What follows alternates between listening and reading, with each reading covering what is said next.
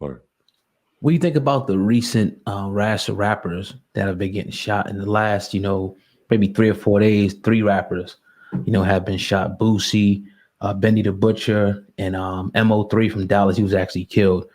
What do you think about that? And what precautions can rappers take, not to make themselves a target?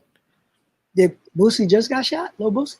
yeah, a couple days Where? ago, In Dallas? got shot in the leg.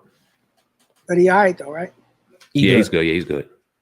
That's fucked up when we like he got shot, but he all right. Yeah. Ain't nobody all right after they get shot. He's all right. He alive. He gonna be all right. Yeah. What you say? He get shot every day, B. He'll be all right. Dang. Oh, that's that line. Damn, man.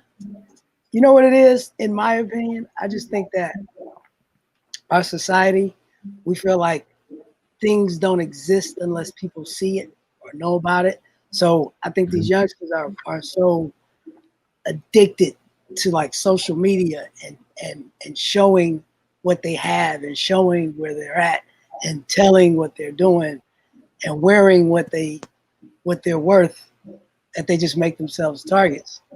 Like, and it's not just the rappers. I say just this generation of kids. Like if you look at Antonio Brown, football player, he basically blew it. He couldn't stay off social media long enough to make that money. You know what I mean? Mm-hmm. He had to blast the chick, and then he was about to make however many million. It was a byproduct of him not being able to stay off social media. And I was telling my friend yesterday, I just got back from Atlanta from a wedding, right? But I think I posted yesterday something from Atlanta, and he was like, "Bro, you in Atlanta?" I was like, "Man, if you ever see me post something about being somewhere, that means I was there. I'm not there anymore. I don't post where I'm at till I'm not at there." And that's just a simple practice that you can do, because you don't know where you live. So you talk about, "Hey, I'm over here and blah blah blah." Somebody you think you're your friend, like, "Oh, I know where he at. He ain't there," or, "Oh, he's at this spot." Like I think ain't that why the young cat that we were just talking about, King? Yeah, address leaked. Yeah, and even Pop Smoke. I think somebody saw, a landmark of where he was at, or something. They seen something, but within the social media to know where he was. And bro, you don't have to take all your jewelry with you everywhere you go. Either. Right. Talk about it. When did hip hop become dangerous? When did it become dangerous to be a hip hop artist? You see Jim Jones, another hip hop artist, talk about it's a dangerous profession to be in. I told you hip hop was a dangerous profession. When did that begin? I mean, if you want to go back to the 80s, like cats was getting robbed for they stuck for their chains when they went to went to clubs or whatever. So just being black and being from the inner city is dangerous being that. So if golf was popular in the hood, then golf would be dangerous because that's just where we come from and that's what we do, right?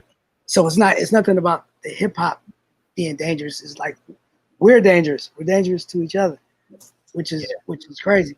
So enough of us are doing it, then it just becomes more dangerous, especially the whole crabs in a barrel mentality of wanting to pull it. We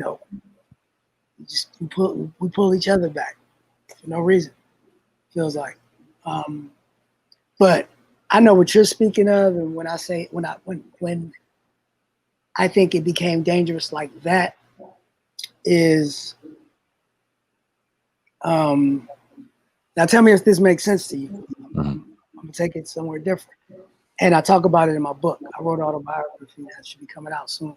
Dope. But I said that once the kids who grew up, whose parents were affected by crack and just the abandonment of that whole situation, meaning like if your mom was on crack and you had to grow up, just in that environment. She didn't take care of you. You had to fend for yourself. And it's fuck everybody. It's all about me.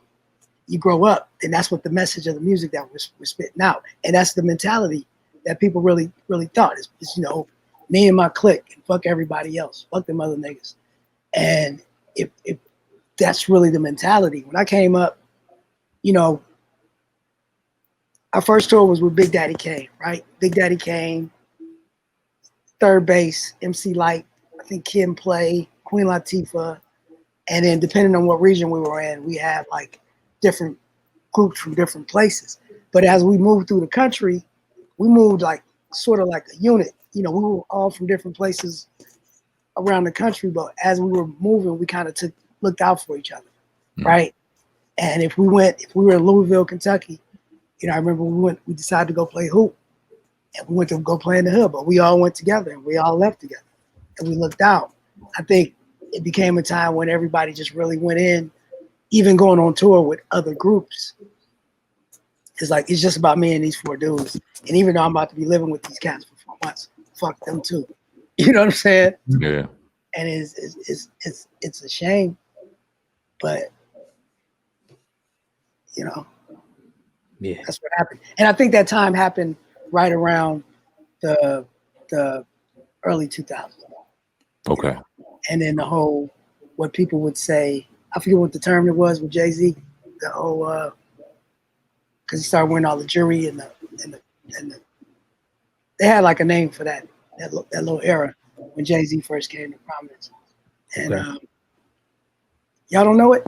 I'm trying to think about it. what you mean, like flossing? Yeah, but they called it something else. They had a specific name. But they called it that. Not bling, not bling. No. It wasn't. It was before Bling. Okay. Bling Bling came when Baby and them. Hot boys, yeah, hot boys. Yeah, but before that, they called it something. It was just because Jay was always talking about his jewelry and how much he had and his platinum chains and all of that, and then that just became the style of that time, and they had a name for it. But when it became that, then it was about how much you have and how much the other person doesn't have. And you know, in the beginning, we would brag about things. You know, the rappers delight. I got bodyguards. I got 2 big. They didn't have that shit. You know what I'm saying? Everybody knew it, but it sounded fly. When Jay-Z started talking about it, he really had it. And so people were like, man, I got to have that to talk about it. And that's when you were talking about it. They like, oh, he really got it. We need to get it from him.